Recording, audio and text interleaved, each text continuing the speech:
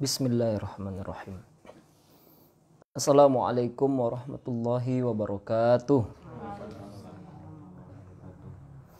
Alhamdulillahi rabbil alamin. Wassalatu wassalamu ala asyrafil anbiya'i wal mursalin wa ala alihi wa ashabihi wa man kana aula bihi wa sallim taslima. Allahumma inna nas'aluka ilman nafi'a wa rizqan thayyiba wa amalan mutaqabbala. Papa, Mama, Abang, Saskia, dan para pemirsa dimanapun berada, alhamdulillah dalam beberapa pertemuan kita telah mengkaji bagaimana pribadi baginda Nabi Sallallahu Alaihi Wasallam, dan telah kita lihat bagaimana seakan-akan kita menjadi tamu di rumah manusia terbaik Muhammad, utusan Allah yang paling terbaik dari para nabi dan rasul. Maka pertanyaannya adalah, dari uraian-uraian tersebut, apakah sudah tumbuh cinta kita kepada Nabi Sallallahu Alaihi Wasallam? Mudah-mudahan jawabannya adalah sudah. Artinya dengan tahu kita bagaimana tinggi Nabi, wajah Nabi, rambut Nabi, bagaimana pula sifat akhlak Nabi kepada sesama, akhlak Nabi kepada anak-anak, bagaimana kasih sayang Nabi, bagaimana kesabaran Nabi, bagaimana keberanian Nabi, sampai kemarin tentang cincin Nabi. Mudah-mudahan perkara-perkara itu menumbuhkan cinta kita kepada Rasulullah Sallallahu Alaihi Wasallam. Jika kita tengok pula, seakan-akan kita masih bertamu di rumah Nabi Sallallahu Alaihi Wasallam, dan kita keluar dari rumah Nabi melihat para sahabat, bagaimanakah kecintaan para sahabat kepada Rasulullah Sallallahu Alaihi Wasallam? Karena dengan melihat kecintaan para sahabat kepada Rasulullah akan nampak kita ini sudah berada dalam cinta kepada Nabi atau belum.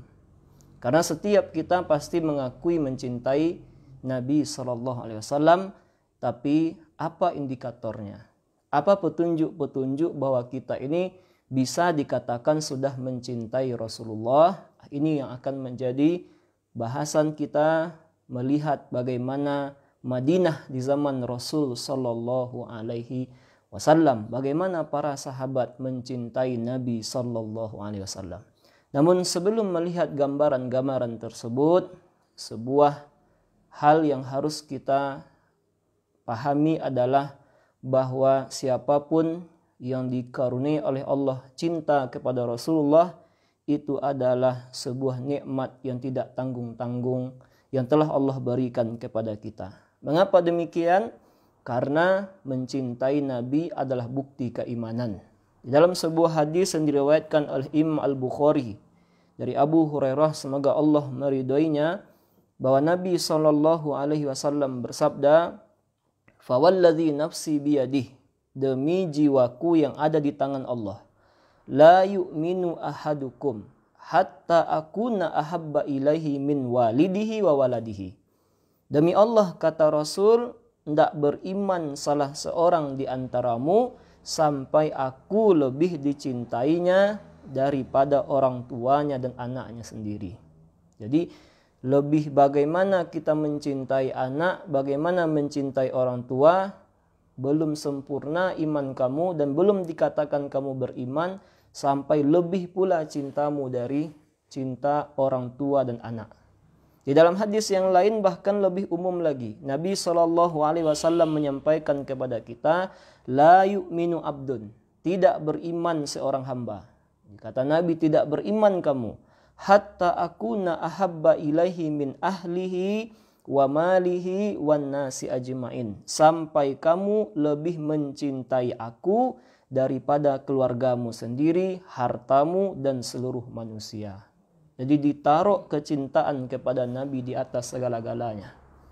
Maka mencintai Nabi SAW itu merupakan salah satu ibadah yang akan mendatangkan kebaikan di dunia dan di akhirat. Di dalam sebuah hadis Nabi SAW juga menyampaikan, dengan kebaikan itu akan berbuah lezatnya iman.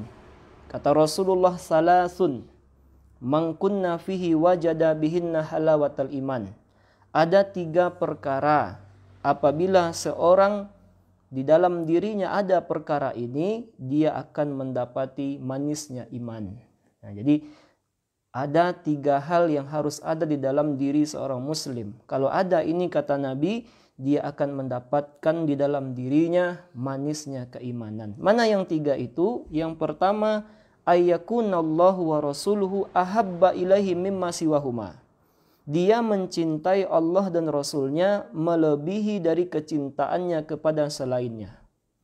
Wa ayyuhibbal mar'u la yuhibbuhu illallah wa ayyakraha ayyauda fil kufri kama yakrahu ayyukdzafa finnar.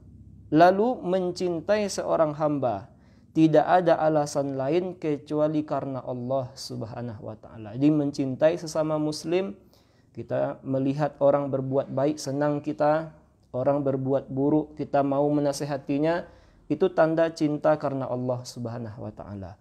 Kemudian membenci untuk kembali kepada kekufuran sebagaimana bencinya dia dilemparkan ke dalam api neraka. Inilah 3 hal yang jika ada di dalam dirimu, kata Nabi, maka engkau akan mendapati manisnya iman.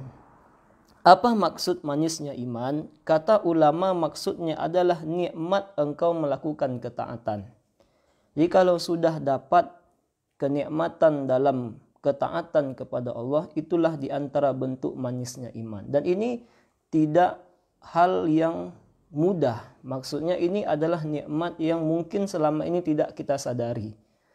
Contohnya adalah ketika kita melakukan solat, baik itu solatnya adalah solat yang wajib ataupun solat yang sunnah, khususnya solat yang wajib, kita melakukan solat wajib itu adalah nikmat yang tidak tanggung-tanggung di sisi Allah.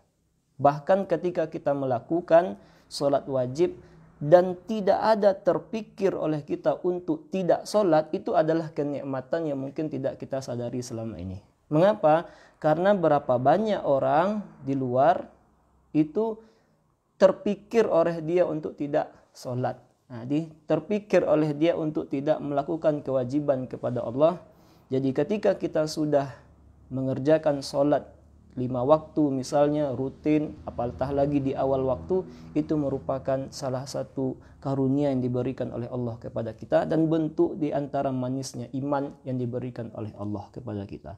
Oleh karenanya pada pertemuan ini setelah kita ketahui keutamaan dan bagaimana ternyata orang yang tidak mencintai Nabi dinafikan keimanannya oleh Rasul, maka kita ingin melihat bagaimanakah gambaran mencintai Rasulullah sallallahu alaihi wasallam. Adapun tanda yang pertama adalah orang yang mencintai Nabi berupaya agar dapat memandang dan mendampingi Nabi. Kehilangan Nabi dirasa lebih berat dari kehilangan apapun yang ada di dunia ini. Nah, di antara gambarannya kita lihat bagaimana kalau keluar dari rumah Nabi para sahabat, pertama adalah gembiranya orang-orang Madinah dengan kedatangan Rasulullah sallallahu alaihi wasallam. Nah, jadi tatkala kita tahu Nabi sallallahu alaihi wasallam dahulu 13 tahun di kota Mekah Al-Mukarramah, datang perintah untuk hijrah ke kota Madinah. Maka ketika mendengar berita akan hijrahnya Rasul sallallahu alaihi wasallam, para penduduk Madinah menunggu Nabi dengan kerinduan yang sangat. Bahkan disampaikan oleh Urwah bin Zubair tentang bagaimana para penduduk Madinah menunggu-nunggu kekasih mereka yang mulia di tepi kota Madinah. Apa kata Urwah kepada kita? Ketika penduduk Madinah mendengar keberangkatan Rasulullah dari Mekah, mereka berangkat setiap pagi keluar kota dan menunggu Nabi. Hingga ketika tidak mampu menahan teriknya panas di siang hari, baru mereka kembali. Jadi setiap hari mereka menunggu Nabi. Jadi ketika sudah datang berita Nabi sudah berangkat dari kota Mekah, itu mereka setiap hari menunggu Nabi SAW. Sampai kapan berhentinya? Sudah tidak tertahan lagi panasnya matahari, baru mereka kembali ke rumah mereka. Sampai suatu hari, jadi ketika sudah menunggu-nunggu setiap hari begitu, kata Urwah, sampai suatu hari ketika kami sudah menunggu lama, ada seorang Yahudi menaiki benteng mereka, menaiki rumah mereka karena ada sesuatu yang dilihatnya. Jadi bayangkan, yang menunggu tidak saja orang-orang Muslim. Jadi yang antusias dengan kedatangan Nabi, manusia terbaik, juga orang-orang Yahudi. Sampai orang Yahudi ini melihat Nabi SAW dan sahabatnya mengenakan baju-baju putih. Ini nampak mungkin dari jauh seperti ini, sudah nampak orang pakai baju putih. Maka tampak gerakan mereka oleh mata, lalu orang Yahudi itu tak mampu menahan untuk mengangkat suara setinggi-tingginya. Nah, jadi begitu. Orang Yahudi ini berkata, wahai bangsa Arab, itu pemimpin kalian yang kalian tunggu-tunggu. Jadi saking semangatnya pula orang Yahudi ini, antusias pula, tidak tertahan pula oleh dia untuk tidak bersorak-sorai. Nah, itulah yang kalian tunggu-tunggu. Penduduk Madinah, pemimpin kalian sudah datang. Maka ketika mendengarkan teriakan itu, berhamburanlah kaum muslimin menemui Rasulullah di mulut kota Madinah. Kemudian beliau berjalan beriringan bersama mereka hingga kemudian tiba di perkampungan Bani Amr bin Auf. Masya Allah, inilah bentuk kerinduan para sahabat kepada Rasulullah Sallallahu Alaihi Wasallam.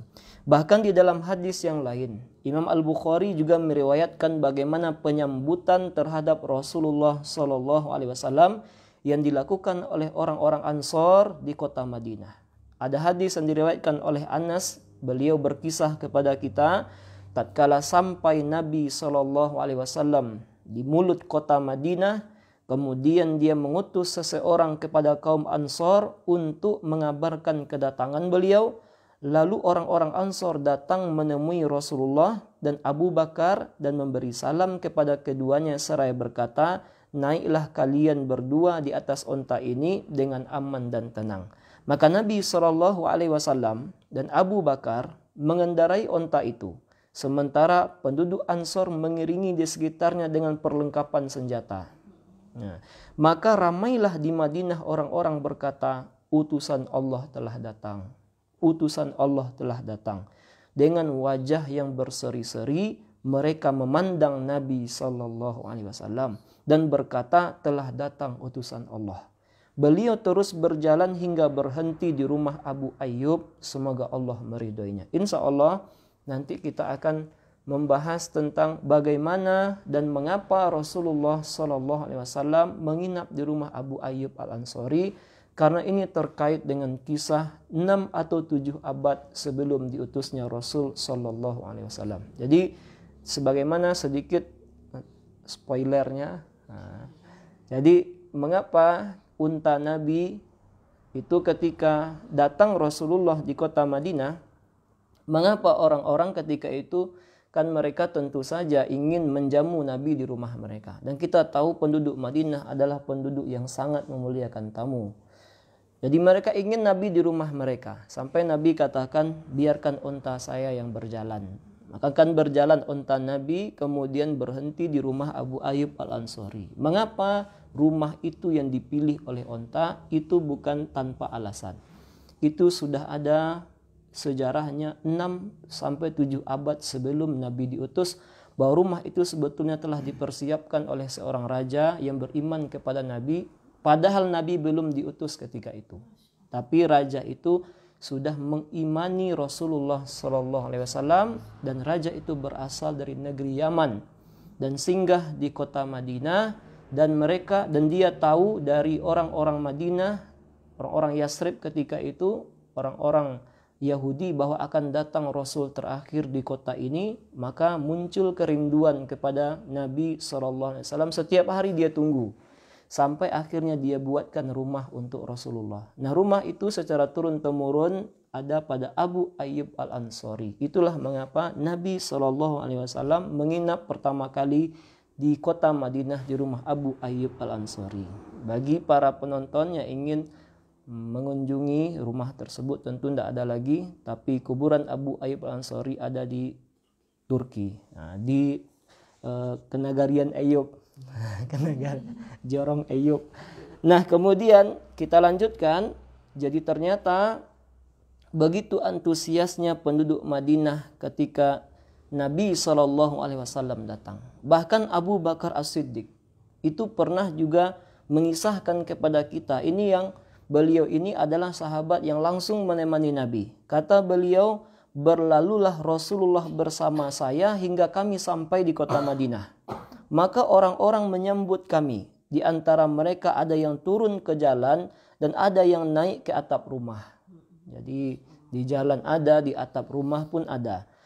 Bahkan para pekerja dan anak-anak berdesakan di jalan raya, seraya mereka berkata, Allahu Akbar, telah datang Rasulullah, telah datang Rasulullah, dan orang-orang dimanapun berkata demikian. Dan mereka meminta Nabi SAW untuk singgah di rumah mereka. Nah, inilah hal yang pertama dari gambaran bagaimana kecintaan para sahabat kepada Rasul SAW.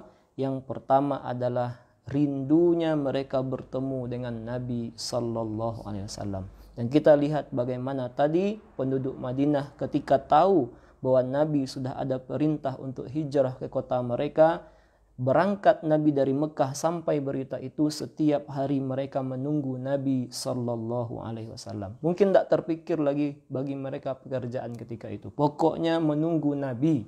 Dan setelah Nabi SAW sampai, berduyun-duyunlah mereka, seakan-akan tidak percaya melihat wajah Nabi SAW, sampai terus mengucapkan Allahu Akbar, utusan Allah telah datang, utusan Allah telah datang. Bagaimanakah kecintaan gambaran para sahabat yang lainnya? Insya Allah akan kita sambung pada pertemuan berikutnya. Terima kasih banyak kepada Papa, Mama, Abang, dan Saskia, dan para pemirsa dimanapun berada. Kita tutup bahasan kita dengan doa kafaratul majelis. Subhanakallahumma bihamdik, asyhadu an la ilaha illa anta astaghfiruka wa atubu ilaik. Assalamualaikum warahmatullahi wabarakatuh.